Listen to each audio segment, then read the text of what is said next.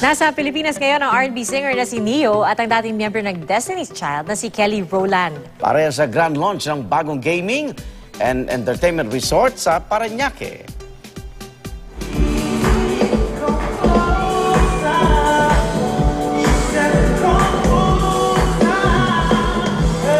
Sinulit ni Neo ang kanyang ikalawang pagbisita sa bansa at naispatan pa nga siya kahapon na kumakain sa isang Filipino restaurant. Bukod sa pagkain Pinoy, na-enjoy niya rin daw ang ating klima. It's quite possible. So far so good. This is incredible. Yeah, if y'all keep doing it like this, I can see it, sure.